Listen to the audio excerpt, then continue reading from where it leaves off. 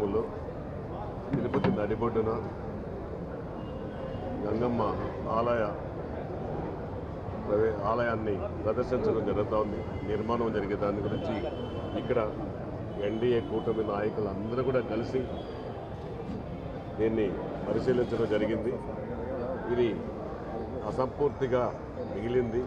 దీన్ని పూర్తి చేయాలనే దిశగా ఈరోజు దీనికి ఇక్కడ ఈవో గారు, ఇంజనీర్లు, టీటీడీ ఇంజనీర్లు, ఎండోమెంట్ ఇంజనీర్లు, అధికారులతో ప్రజాప్రతినిధులు ఇక్కడ నాయకులందరితో కూడా కలిసి దీన్ని అన్ని రంగాల్లో అభివృద్ధి చేసి వచ్చే జాతరకు మే నెల జాతర లోపల ప్రధాన గుడి పూర్తి చేసి భక్తులకు గంగమ్మ తల్లి దర్శనం అందరికీ కలిగించే విధంగా, సౌకర్యం కలిగించే విధంగా చేయాలనే ఒక ముఖ్య ఉద్దేశంతోనే ఈరోజు దీన్నంతా కూడా ప్రవేశించడం జరిగింది.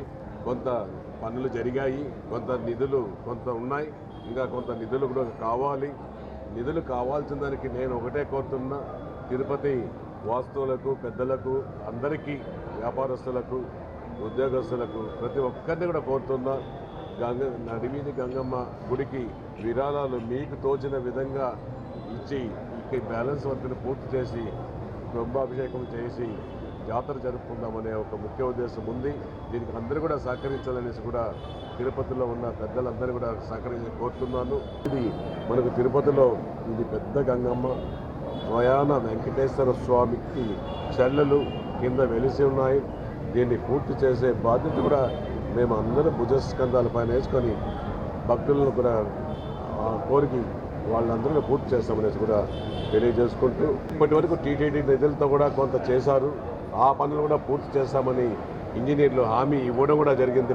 మేము ఏదైతే ఈ గుడికి మా డబ్బులు ఎండోమెంట్ తిరుమల దేవస్థానం డబ్బులు వచ్చిందో ఆ డబ్బులను పూర్తిగా చేసి ఫ్లోరింగ్ అయితేనేమి, ఇంకోటి అయితేనేమి చేస్తామనేసి కూడా ఉంది. ఒక గుడికి మాత్రం కొంత అవసరాలు ఉన్నాయి. ఒక 20 లక్షలు, 30 లక్షలు కాంపౌండ్ వాళ్ళకి 1.5 కోటి, 2 కోట్ల కాంపౌండ్ వాళ్ళకి అవసరం వస్తూ ఉంది. అవన్నిటినీ కూడా డొనేషన్ రూపంలో, భక్తుల కానుకల రూపంలో ఇవన్నిటి కూడా ఎండోమెంట్ సహకారం తీసుకొని పెద్దలు, గౌరవనీయులు మన ప్రియతమ ముఖ్యమంత్రి నారా చంద్రబాబు నాయుడు గారు ఆయనతో కలిసి దీనికి కావాల్సిన నిధులు కూడా మంజూరు చేయాలని కూడా కోరేదానికి మేమందరూ ఇప్పుడు కమిటీ కూడా పెద్దలందరూ కూడా నిర్ణయం తీసుకున్నాం.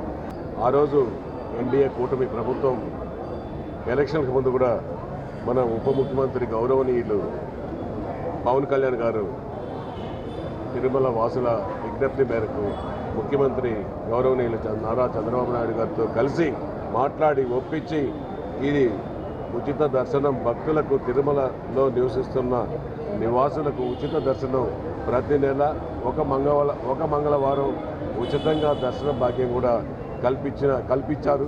వారికి మనస్ఫూర్తిగా కూడా ఒక పక్క ముఖ్యమంత్రి గారికి, రెండో పక్క ఉప ముఖ్యమంత్రి గారికి, బోర్డు చైర్మన్ గారికి, ముగ్గురికి కూడా ఈవో గారికి కృతజ్ఞతలు, ధన్యవాదాలు తెలియజేస్తున్నారు. చెప్పిన మాట ప్రకారం చేస్తున్న ప్రభుత్వం ఎన్డీఏ కూటమి ప్రభుత్వం. ఇది ఒకటే కాదు, అన్నిటినీ కూడా చేస్తూ ఉన్నారు. ఆయనకి ప్రజలు అవకాశం ఇవ్వలేదు, అవకాశం ఇవ్వలేదు, వచ్చే అవకాశం ఇవ్వలేదు.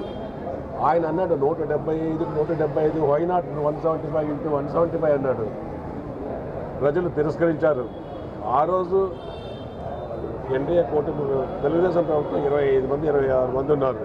వాళ్ళకి అపోజిషన్ పార్టీ దక్కింది. అపోజిషన్ లీడర్ ఉన్నాడు, వాళ్ళని హింసించాడు. అదే ఒక గౌరవ సభగా జరిగి బయటకు వేశారు.